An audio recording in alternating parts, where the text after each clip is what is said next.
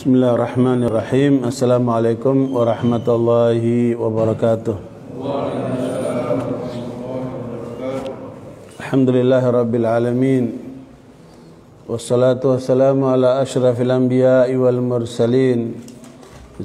Nabiyina Muhammadin wa ala alihi wa sahbihi ajma'in. Ya ayyuhalladzina amanu taqullaha haqqa tuqatih wa la tamutunna illa wa antum muslimun. Subhanaka la ilma lana illa ma 'allamtana innaka antal alimul hakim.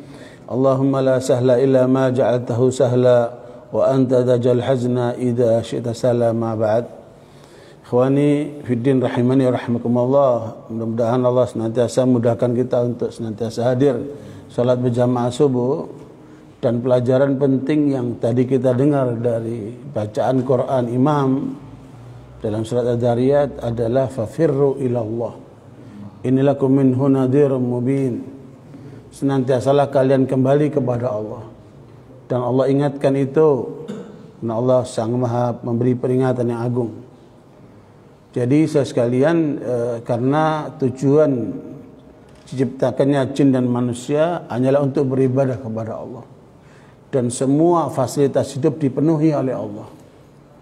Ya, karena itu di dalam riwayat Imam Ahmad, Rasulullah SAW bersabda, Inna Allah a'tad dunya liman ahabba wa man lam yuhib, walakin a'tad dina liman ahabba.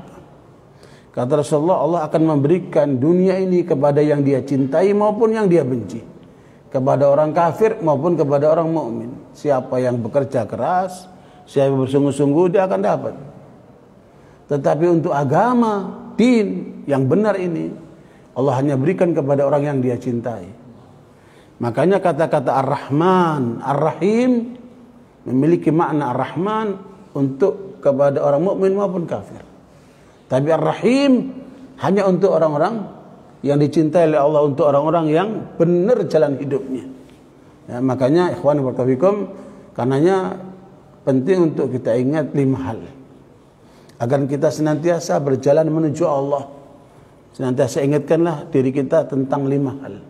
Kalau bahasa saya ini generasi 5G ya. Jadi kalau ada teknologi itu 4G sekarang sedang menuju 5G, maka generasi muslim pun harus menuju kepada generasi 5G. Apa maksudnya generasi 5G ini? Saudara sekalian, perlu disadari sebagaimana kata sosiolog muslim yang kemudian diakui oleh orang-orang kafir bernama Ibnu Khaldun. Dia menyebutkan bahwa generasi itu ada 3 tahapan. Generasi yang pertama itu generasi pejuang. Nah, dan itu masanya 40 tahun. Nah, taruhlah kalau kita dari mulai merdeka 45, kalau 40 tahun di sampai 85. Itu generasi pejuang. Generasi kedua setengah pejuang. Kita sudah 75 tahun ini. Berarti tinggal 5 tahun saja generasi setengah pejuang. Kita ini masuk generasi setengah pejuang. Dan generasi ketiga ini generasi penikmat. Sudah nggak mau berjuang.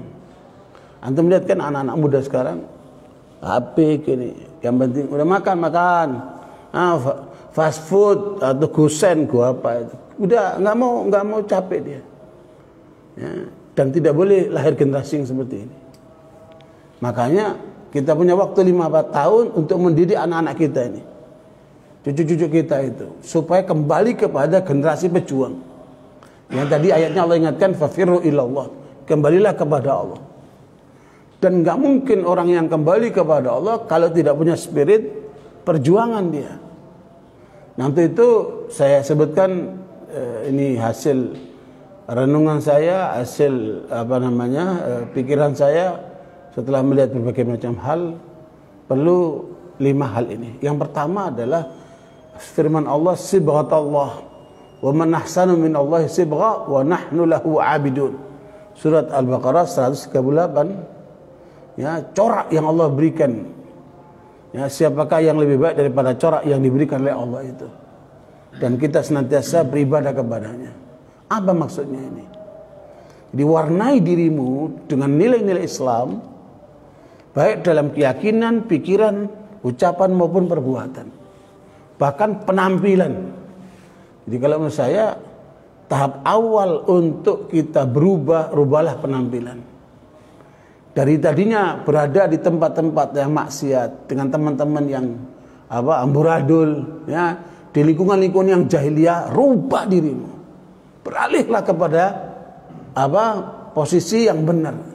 Carilah kawan yang benar, lingkungan yang benar, ya, penampilan yang benar. Rubah penampilanmu. Kenapa? Karena orang itu tergantung penampilannya. Antum lihat ada anak muda pakai baju loreng, dia tentara. Bagaimana perilakunya anak itu? Maka dia berperilaku seperti tentara. Karena penampilan akan menggambarkan tentang identitas orang itu. Ya, makanya bagian yang pertama ini, rubahlah penampilanmu dengan penampilan yang islami. Ya, warnailah dirimu dengan warna yang islami. Tidak boleh ada wanita dari keluarga kita keluar rumah tanpa berjilbab. Ya, tidak boleh ada anak-anak kita kemudian berpenampilan gaya-gaya orang kafir. Bahkan dikasih namanya orang kafir. Berapa waktu yang lalu saya di Jakarta menegur anak muda namanya Onassis. Lah kamu pakai jenggot, Masya Allah, kok namamu Onassis? Oh iya, waktu saya lahir dikasih nama oleh paman saya Onassis. Karena Onassis ini adalah orang terkaya di saat itu. Sehingga pamannya berharap anak ini menjadi anak kaya gitu. Mungkin udah terlalu capek miskin kali ya. Sehingga mau dikasih anaknya dengan Onassis. A'udzubillahi min dzalik. Ya, itu bukan hal yang pantas bagi seorang muslim menggunakan nama dari nama orang kafir. Saya pernah membimbing rombongan jamaah umroh, ada anak muda namanya Maradona. Lah, kamu kok pakai nama orang kafir? Iya Pak Ustadz, bapak saya senang nonton bola dan suka dengan Maradona, saya dikasih nama Maradona. La haula wala quwata illa billah. Ya, makanya jangan pernah tertarik sama orang kafir itu, sehebat apapun dia. Ya, mau penampilannya, mau namanya, mau kehidupannya, jangan pernah tertarik dengan mereka. Karena Allah tetapkan innalladzina kafaru, ya, min ahli kitabi wal musyrikina fi nari jahannam khalidina fiha ulaika hum syarrul bariyah. Ya, orang-orang kafir dari Yahudi, Nasara maupun orang musyrik itu kalau meninggal dengan keyakinan itu, maka mereka akan berada di neraka jahanam. Ya. Karena itu alladzina kafaru, orang-orang kafir itu dijadikan oleh Allah perilakunya seperti binatang. Ya. Kehidupan mereka itu sudah tidak terhubung dengan Allah. Mereka itu cara berpikirnya, perilakunya, semuanya, budayanya, ya, mirip seperti binatang. Ya. Apa mau kita ikut mereka itu? Ya. Walladzina kafaru yatamatta'una wa ya'kuluna kama ta'kulul an'am wan naru mathwal lahum. Itu adalah surah Muhammad ayat 12 itu. Orang kafir itu orientasi berpikirnya cuma senang-senang, makan-makan, pakaian-pakaian, jalan-jalan, ya. Dan mereka itu hidupnya persis seperti binatang, bahkan lebih rendah dari binatang. Udah nggak ada hubungan dengan Allah. Yang ada bagaimana memuaskan hawa nafsu. Na'udzubillah min dzalik. Dan kalau mereka mati dengan keyakinan itu, di mana itu? Di neraka. Na'udzubillah min dzalik. Ya, makanya ini yang harus kita hindari. Pertama, rubahlah perilaku kita, penampilan kita dengan penampilan yang islami. Ya, itu yang pertama. Ini generasi 5G. Yang kedua adalah jangan mengkonsumsi kecuali yang halal. Jangan mengkonsumsi kecuali yang halal, makanan, minuman, pakaian, sandang, pangan, papan itu. Ya, jangan bersentuhan dengan haram, karena di situ letak bencananya. Kerusakan pribadi, kerusakan rumah tangga, kerusakan masyarakat, kerusakan negara ketika sudah bersentuhan dengan haram. Makanya doa orang yang kusut, kata Nabi, kemudian lusuh, kemudian ya Rab, ya Rab, dia berdoa kepada Allah, minta sama Allah. Ya, sementara wa malbasu haram, wa mashrabu haram, wa ghudhiya bil haram, anna yustajab lahu du'a'u. Sementara dia makanannya haram, minumannya haram, pakainya haram, dan senantiasa mengkonsumsi haram. Bagaimana doanya akan dikabulkan? Ya, makanya hal yang haram ini harus kita jauhkan dari kehidupan kita. Karena itulah racun kehidupan itu. Jadi kalau ada masalah dalam rumah tangga kita, kalau ada masalah dengan sahabat-sahabat kita, kalau ada masalah dalam kehidupan kita, coba koreksi ini. Ya, karena haram ini racun kehidupan. Ya, meskipun orang banyak berbondong-bondong menuju ke arah itu, jangan kita ikut-ikutan. Ini banyak orang kaya sekarang, penampilannya saja. Sebenarnya mereka ini orang miskin. Kenapa? Aset-asetnya diambil dari bank-bank konvensional. Dan mereka terikat dengan riba itu kan. Na'udzubillah min dzalik. Bagaimana anak cucu dikasih makan haram seperti itu? Kita jangan bersentuhan dengan seperti itu. Ini generasi kedua. Dia tidak mau mengkonsumsi kecuali halal. Nah, itulah yang Rasulullah SAW perintahkan kepada kaum mukminin. Innallaha amara mu'minin kama amara bihil mursalin. Allah menyuruh kepada orang beriman sebagaimana menyuruh kepada para rasul. Surat Al-Mu'minun ayat 51. Ya ayyuhar rasul, kulu minat thayyibati wa'malu salihah inni bima ta'maluna alim. Wahai para rasul, konsumsilah yang halal-halal, maka pintu amal soleh akan terbuka di hadapanmu. Dan Allah Maha tahu apa yang kamu lakukan. Makanya orang yang terkait dengan haram itu akan banyak tertutup masalahnya. Bahkan rizki seseorang itu bisa sulit disebabkan karena dosa yang dia lakukan, karena dia terhubung dengan haram ini.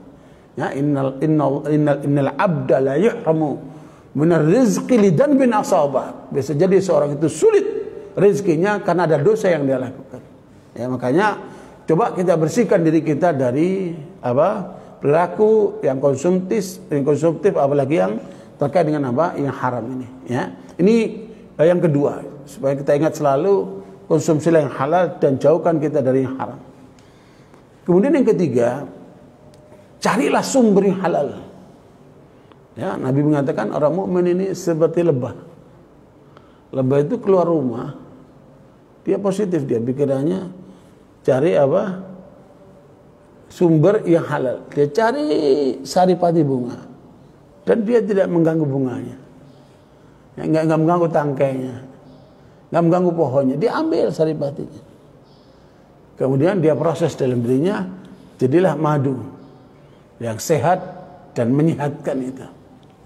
Orang mukmin itu seperti itu. Dia keluar rumah, dia berpikir positif, mencari sumber halal. Ya, di tengah manusia ini banyak sumber-sumber. Ya, kalau bahasa keuangan yang ditulis oleh Robert Kiyosaki dalam buku The Rich Dad Poor Dad, itu orang mencari duit itu ada 4 polanya. Yang pertama jadi pegawai, dan itu biasanya duitnya terbatas.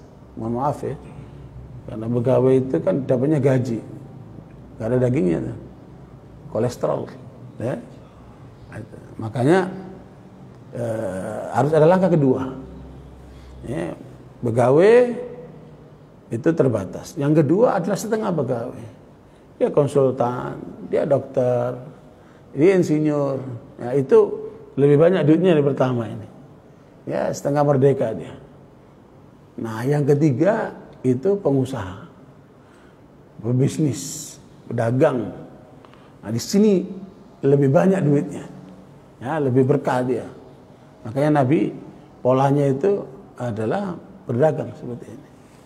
Ya, umatnya disuruh banyak berdagang. Itu tuh keberkahan. Berdaganglah, buka warung, buka apa. Ya, jangan anggap sepele itu. Makanya ini cara yang ketiga. Dan jelas harta orang yang ketiga akan lebih banyak daripada yang kedua dan yang pertama.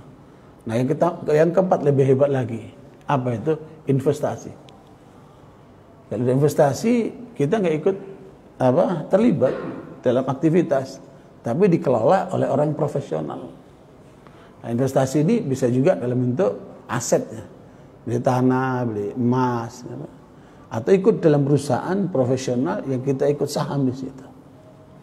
Ya, jadi kita aktivitas dalam dakwah, dalam ibadah segala macam, tapi produksi keuangan tetap jalan. Ini orang cerdas. Ya, jadi ini cara yang keempat menurut Robert Kiyosaki. Tapi ada yang kelima menurut saya lebih hebat lagi, menikahi janda kaya. Nah, itu nggak ada di buku itu. Ya, nah itu praktek Rasulullah menikahi Khadijah dengan kekayaannya untuk mendukung perjuangan. Luar biasa itu.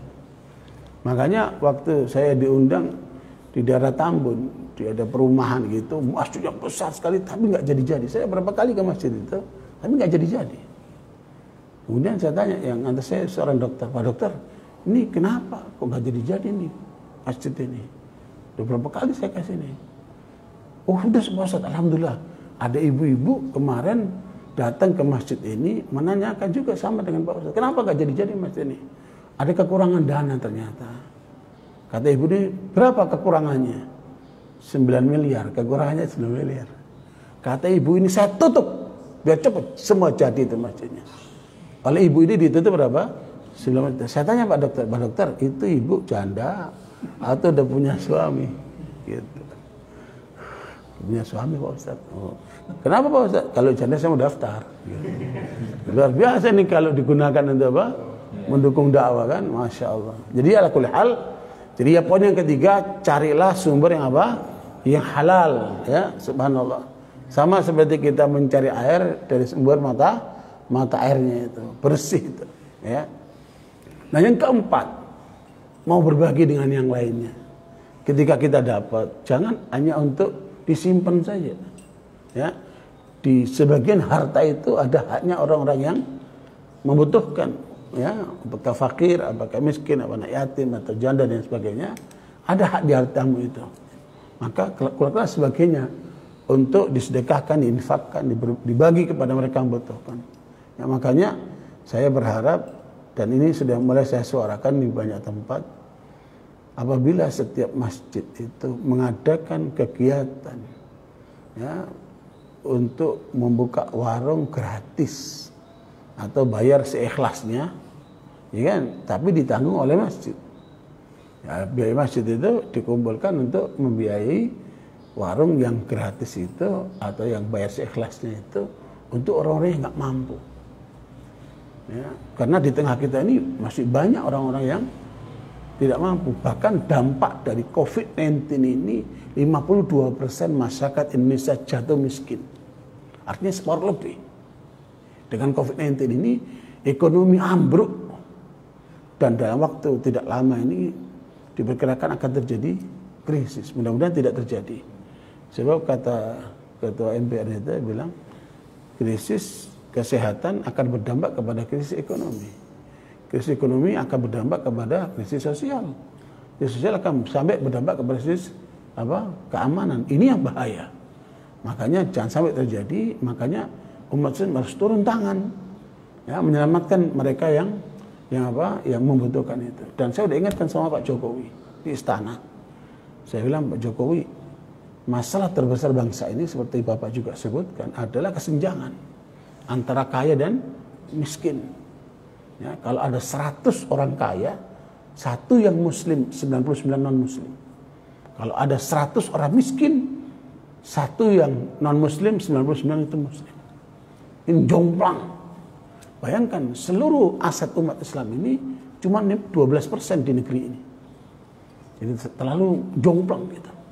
Nah ini harus ada upaya-upaya bagaimana kemudian memenuhi kebutuhan harian mereka yang nggak mampu itu, sekaligus mencari jalan, jangan cuma cari ngasih ikan, tapi juga memberi kail. Mereka diajarkan bagaimana cara untuk survival, cara untuk bisa menghasilkan keuntungan dan seterusnya. Jadi ini termasuk salah satu upaya bagaimana memberdayakan masjid. Coba antum melihat,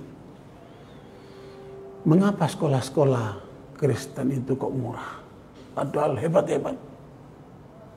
Ya kan? Kalau kita lihat sekolah-sekolah Islam, terutama yang IT itu, SD-IT, SMP-IT, SMA itu mahal-mahal.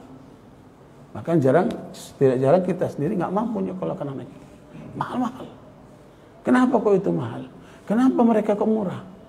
Ternyata jawabannya 60% biaya operasional sekolah itu ditanggung oleh gereja. Nah, adakah masjid kita yang melakukan seperti itu? Kan luar biasa. Kerjasama antara masjid dengan sekolah-sekolahan ya, untuk membackup kebutuhan operasional sekolah itu sehingga anak-anak itu tidak terbebani dengan biaya mahal. Nah, ini perlu kesadaran kita bersama. Ayo kita berbagi kepada orang lain, apalagi bersifat sistemik ya, nggak perorangan, tapi bersifat kolektif. Mudah-mudahan itu akan sangat meringankan. Ya. Nah ini yang keempat, mau berbagi kepada orang lain. Ya, wa ta'awanu 'alal birri wa la ta'awanu 'alal itsmi wal 'udwan. Kerjasamalah dalam hal kebaikan dan jangan kerjasama dalam dosa dan kemungkaran ataupun yang bersifat kezaliman itu. Nah ini poin yang keempat, generasi 5G. Saya ulang lagi, yang pertama memperhatikan penampilan, yang kedua memperhatikan apa yang dikonsumsi, yang ketiga memperhatikan sumber yang dia cari, dan yang keempat mau berbagi kepada orang lain, ya, terutama keluargamu dulu. Ya, ibda biman ta'ul, perhatikan keluargamu, mana yang nggak mampu bantu itu. Ya, karena ketika turun ayat lan tanalul birra hatta tunfiqu mimma tuhibbun, surat Al-Imran ayat 92, kamu tidak akan memperoleh kebaikan sebelum kamu infakkan harta yang paling kamu cintai. Maka datanglah Abu Talha menghadap Rasulullah, ya Rasulullah, kebun Bairuha ini adalah harta yang paling aku cintai. Nabi suka masuk kebun itu, karena kebun itu posisinya di depan rumah Nabi. Ya, kebun Bairuha ini adalah kebun yang paling aku cintai. Atas dasar ayat ini 92 surat Al-Imran ini, aku akan infakkan di jalan Allah. Silakan gunakan ya Rasulullah di jalan Allah. Ya, maka Nabi mengatakan, luar biasa apa yang kamu lakukan, tapi saya nasihatkan, bagikan harta ini kepada keluarga dekatmu. Ya, di keluargamu yang membutuhkan. Nah ini Nabi mengajarkan Abu Talha dan kita semua, perhatikan keluargamu itu. Ada di antara keluarga kita mereka yang membutuhkan, maka perhatikan mereka itu. Nah ini poin yang keberapa?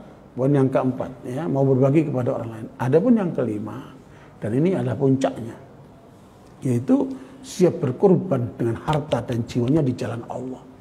Nah, itu yang ada dalam surat Al-Hujurat ayat yang 15 itu kan. Innamal mu'minuna alladzina amanu billahi wa rasulihi tsumma lam yartabu wa jahadu bi amwalihim wa anfusihim fi sabilillah ulaika humus shadiqun. Jadi sesungguhnya orang-orang yang beriman, hanya saja orang-orang beriman itu mereka yang beriman kepada Allah dan Rasulnya, kemudian mereka yakin tidak ragu dan mereka mau berinfak, mau berkorban dengan hartanya dan jiwanya di jalan Allah. Dan itulah orang-orang yang benar. Jadi kalau Anda mau lihat, ini orang benar nggak ini agamanya? Ini Ustadz benar nggak agamanya? Karena agama ini bukan cuma ceramah. Agama ini bukan cuma ilmu yang dia miliki, tapi sebesar apa pengorbanannya di jalan Allah diukur dengan dua ini. Kalau iman kita nggak bisa ngukur, itu urusan pribadi di antara dia dengan Allah. Tapi dari penampilannya, gaya hidupnya dan apa yang dia lakukan bisa kita lihat.